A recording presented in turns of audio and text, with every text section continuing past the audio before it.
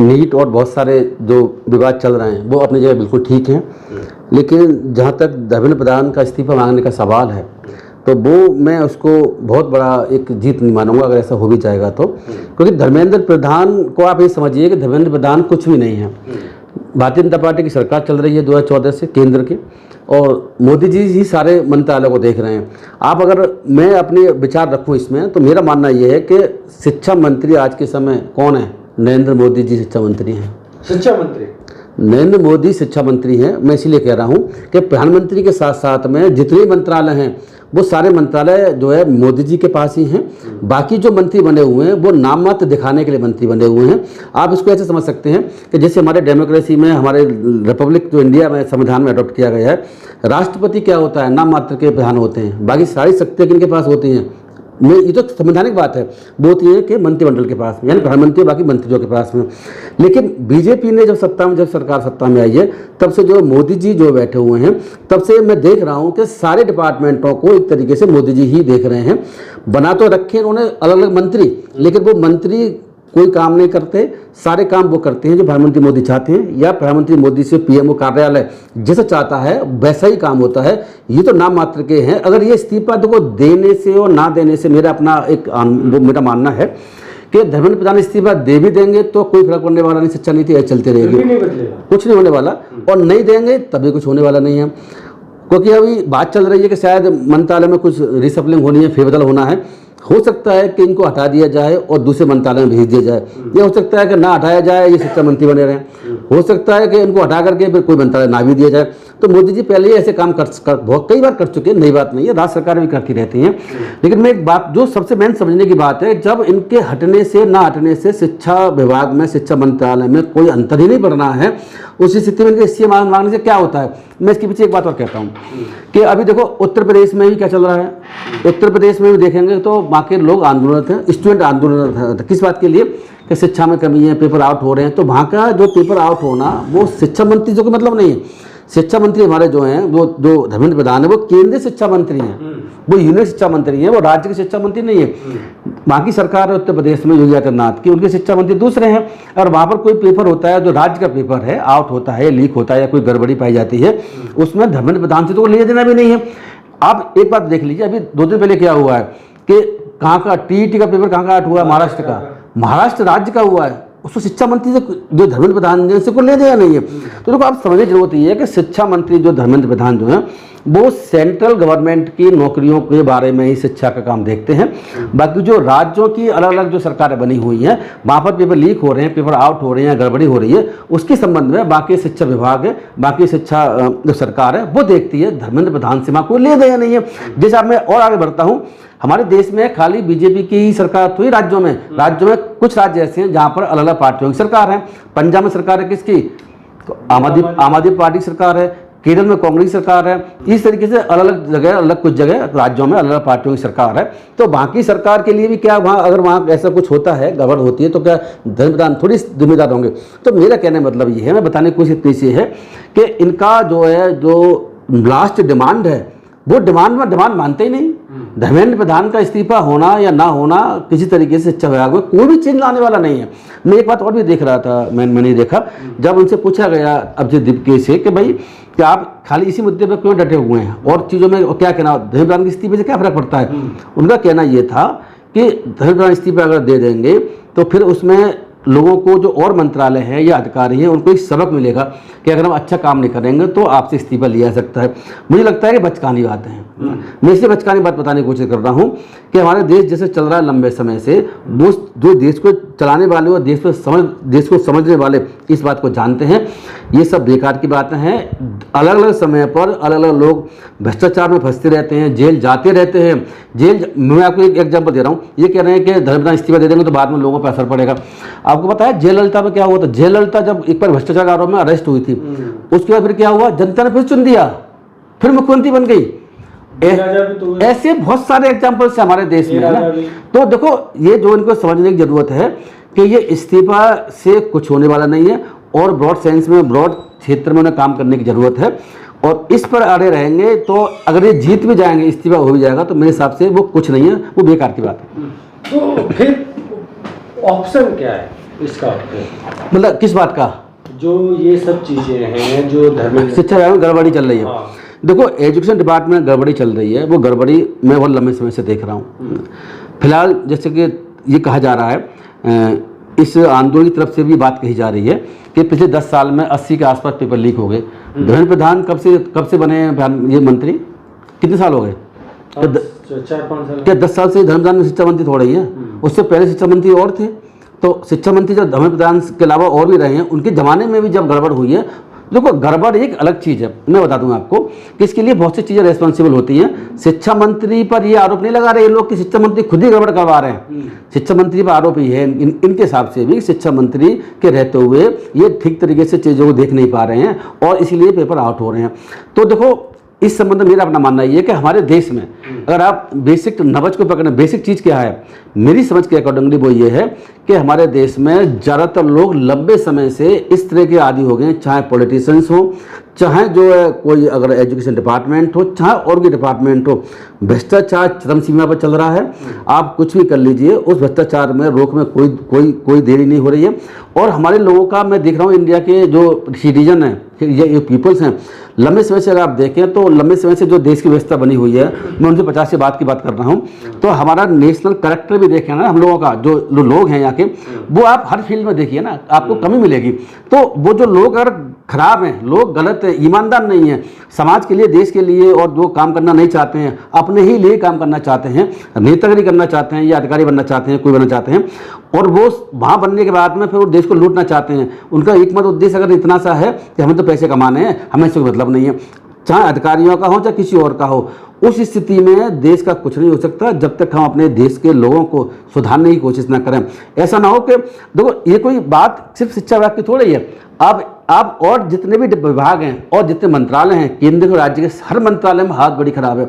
आप जिस मंत्रालय को भी देख लीजिए, जिस क्षेत्र में जाइए, हर जगह भ्रष्टाचार, बेईमानी, चोरी चकारी चल रही है, हर जगह ये चीज़ चल रही है। तो ऐसी स्थिति में मुझे लगता है कि लोगों के विचारों को चेंज करने की आवश्यकता है, एक अच्छा इंसान बनाने की जरूरत है। वो एक लंबा प्रोसेस है, जब तक अच्छा नहीं बना तक कुछ नहीं हो सकता। लेकिन यही मांग तो कांग्रेस कर रही है कि धर्मेंद्र प्रधान को हटाओ। देखो, ये बात ही समझने की है, कांग्रेस इनसे पहले से डिमांड कर रही है।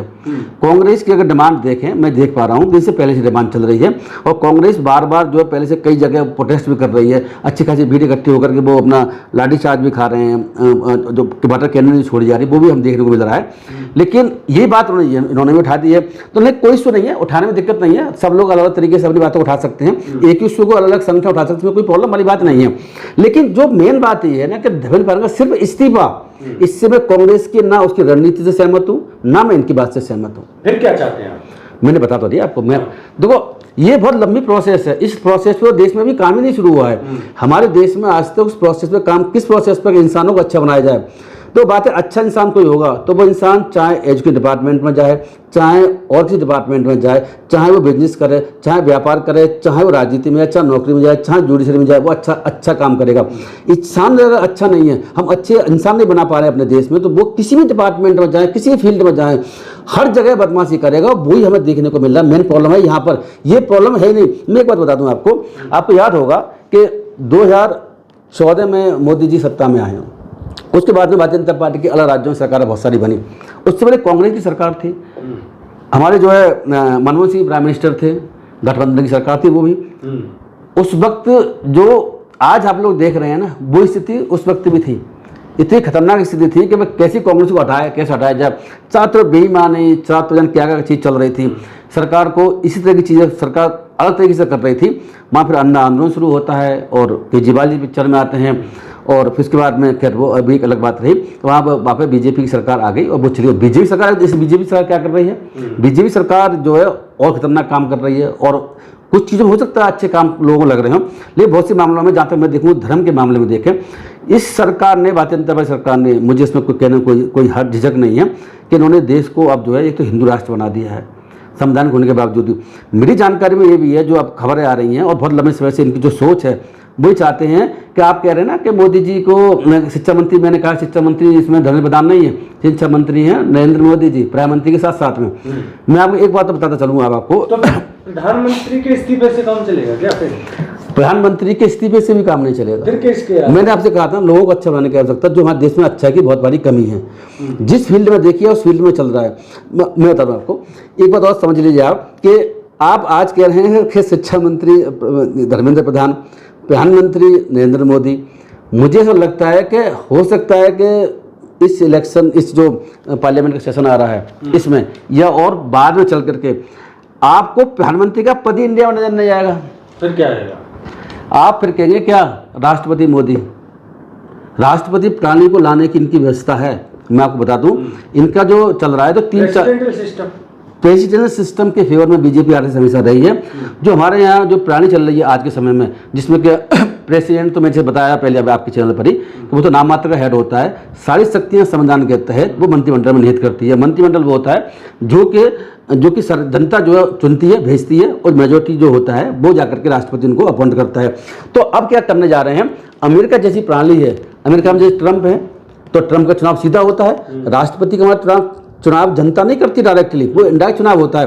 अब क्या होगा, जो ये सरकार ऐसा करती है जैसे करने की मंशा है, संविधान बदलने की जो बात चल रही थी उसमें एक बात ये भी निहित है। कौन सी बात निहित है कि ये चाहते हैं कि राष्ट्रपति प्रणाली हो और प्रधानमंत्री नहीं, राष्ट्रपति का चुनाव जनता करे और प्रधानमंत्री जैसा पद ही कोई भी हमारे देश में खत्म हो जाए। ऐसा भी संभव है आगे चल के। और आप अभी देख भी रहे हैं कि देखो 3-4 चीज़ मैं समझ पा रहा हूँ, सारी पार्टी उन्होंने तोड़ दी। अब मुझे अभी क्यों बता रहे हैं कि अगर कोई आप पार्टी बना करके चुनाव लड़ भी लेंगे तो ममता बनर्जी का क्या हुआ? ममता बनर्जी वैसे तो हार गई, लेकिन एमएलए जितने एमपी थे वो सारे करीब टूट के ज़्यादातर चले गए भारतीय जनता पार्टी में या उनके समर्थन किसी संगठन में, पार्टी में। इसी तरीके से अब देखो ना आप क्या वहाँ क्या हुआ है महाराष्ट्र में। महाराष्ट्र की उनकी पार्टी उद्धव ठाकरे कितनी बार टूट रही है। अब जो बच्चे कुछ 1-2 बच्चे कुछ हैं, शायद उनकी ज़्यादा संभावना भी है ना। तो आप ये समझने की कोशिश कर रहे हैं कि देश में मेजोरिटी 1/3 लाने की कोशिश कर रहे हैं ना, 2/3 ये मेजोरिटी 2/3 लाने की कोशिश कर रहे हैं। तो जनता ने तो 240 के आसपास निपटा दिया मोदी जी को, लेकिन इन्होंने अब जोड़ तोड़ करके वहां तक पहुंच गए, अब 2/3 की तरफ बढ़ रहे हैं। और देखो डीएमके को अपने पक्ष में करने की कोशिश चल रही है। समाजवादी पार्टी के हो सकता है कुछ एमपीओ को तोड़ लें, ये पॉसिबिलिटी मुझे नजर आती है, वो कर भी सकते हैं।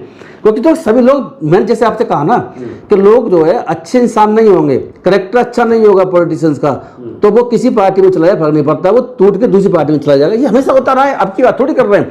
कांग्रेस ने खुद तो तोड़े, नई बात थोड़ी, ये नई बात नहीं है। कांग्रेस के जमाने में खुद टूटते थे, हमने खुद टूटते हुए देखे हुए हैं। सारी पार्टियों ने जो भी रही हैं पहले, उन्होंने दूसरी पार्टियों के एमएलए को, एमपीओ को तोड़ के अपने में मिलाया है, और मिलाने के बाद में सरकारें बनाई है, सरकारें गिराई हैं। ये हम 1950 से बाद से देख रहे हैं, ये नया टेंडर नहीं जो अभी ईजाद किया मोदी जी ने। तो इस पहले तो सबसे इंपॉर्टेंट बात समझने की है कि हमें इंसानों का कैरेक्टर सुधारने की आवश्यकता है। ऐसा नहीं होगा तो आप कुछ भी कर ले, छोड़ने वाला नहीं। लेकिन अभिषेक दीपके ने एक बात बोली है कि इस्तीफा होने के बाद या इस्तीफे के बीच में, पहले हम इस्तीफा लेंगे, उसके बाद हमारे इस प्लान में बहुत सारे मुद्दे हैं जिसमें जो अभी नाम कट रहे हैं वोटर लिस्ट से, वो वाला है, वोटर वाला है, और भी कई मुद्दे हैं जिनको इसमें जोड़ा जाएगा। मुझे एक बार बताइए आप कि नाम कट रहे हैं, है ना, SIR वाला, मैं बताऊँ आपको, इसका नाम कटने वाला, जोड़ने वाला, इसके लिए क्या जरूरत है? इसके लिए धर्मेंद्र प्रधान का इस्तीफा से किसी मंत्री इस्तीफे बात थोड़ी बनेगी। इसके लिए क्या होगा, इसके लिए क्या करना होगा कि जो SIR चल रही है जहाँ और राज्यों में, तो उसमें SIR ठीक तरीके से हो, या कोर्ट के पास जाओ या आंदोलन करिए, ठीक है ना। सुप्रीम कोर्ट पहले ही सही ठहरा चुका है। नीट के आंदोलन, नीट के संबंध में कोर्ट में कोई केस नहीं पेंडिंग है। ऐसे संबंध में कोर्ट में सुप्रीम कोर्ट केस चल रहा है, सुप्रीम कोर्ट देख रहे हैं, बात चल रही है सारी। और सुप्रीम कोर्ट को आप पता ही है कि जजमेंट जितने भी आ रहे हैं, हम ज़्यादा जजमेंट देख रहे हैं कि भारतीय जनता पार्टी के पक्ष के आ रहे हैं, ये भी हम देख रहे हैं। तो न्यायपालिका होना ही आज के समय लगता है कि न्यायपालिका आज साथ मिलकर एग्जिस्ट ही नहीं करती। धर्मेंद्र प्रधान पर मैं बता रहा हूँ, हाँ, क्या धर्मेंद्र प्रधान पर जो 22 बच्चों की मौत हुई है, सुसाइड किया है, उनका केस कराने की बात की जाए। ना, ऐसा तो नहीं हो सकता। इन्हें अभी लीगली कहूँ तो इन्हें कुछ नहीं पता है। ऐसा केस कभी नहीं होता। जितने भी प्रोविजंस है हमारे कानून के, आपराधिक केस जो BNS के या किसी और के, उसमें कोई ऑफिस नहीं बनता है, नंबर 1। दूसरी बात यह है, मैं बता दूँ आपको आपने तो अभी कही ना कि जो नीट में फेल हो गए, नीट पेपर नहीं दे पाए, सॉरी नीट में जो कैंसिल हो गया उसके बाद सुसाइड कर लिया। नीट देने के बाद सुसाइड कर लिया, आपको पता है? 2 दिन पहले, 2 दिन पहले 3 दिन पहले नीट लड़की दे करके आती है, उसको सुसाइड करती है। क्यों करती है? वो इसलिए सुसाइड करती है कि पेपर टफ था, अब पेपर इजी बनाना चाहिए था। क्या suicide is another angle. Suicide खाली इन्होंने थोड़ी किया है, सुसाइड तो किसान बहुत सारे कर रहे हैं, सुसाइड स्कूल के स्टूडेंट कर रहे हैं, सुसाइड तो आईएएस भी कर रहा है। अब होता है सुसाइड मुख्यमंत्री ने भी कर रखा है। मिजोरम मेघालय के मुख्यमंत्री सुसाइड किया था हटने के बाद में, तो आईएएस आईपीएस की फिर लंबी लिस्ट है, सुसाइड करके बैठे हुए हैं। अब क्या बात कर रहे हैं? इस तरीके से स्टूडेंट दलितों को तो लंबी समय मांग चल रही है। हम तो सुसाइड बहुत सारे लोगों को सुसाइड करते हैं क्योंकि अत्याचार चल रहे हैं। आईआईटी आईएम जैसी संस्थाओं में आप देखोगे जनरल के और SC ST सभी लोग सुसाइड कर रहे हैं भाई, और लंबे समय से कर रहे हैं। किसानों के बारे में तो लंबे समय से कही जा रहा है, तो सुसाइड एक अनदर एंगल है। जैसे मैं बताया कि नीट का पेपर, जब अभी जो पेपर हुआ है उसके बाद लड़की ने सुसाइड कर लिया कि पेपर टफ था। आपने देखा होगा CBSE के एग्जाम में, मैं बहुत पहले देख रहा हूँ कि एग्जाम देकर के आए और आने के बाद क्या होता है कि पेपर साहब टफ था या नंबर से कमाए, बहुत से सुसाइड करते हैं, नहीं करते हैं। आप कोटा में सुसाइड अंदर सुसाइड चल रहा है, इसके पेपर नहीं हो पा रहे, सब मेरा मन नहीं था बच्चों का, मुझे जबरदस्ती पेरेंट्स ने भेज दिया, या मेरे नंबर कम आ रहे हैं, या सिलेक्ट हो नहीं पाया, या परसेंटेज। सुसाइड है अनदर एंगल। सुसाइड जो करने के लिए जो कह रहे हैं कि इस पर FIR कराएंगे, ये बिल्कुल नहीं हो सकता, ये सब बेकार की बात।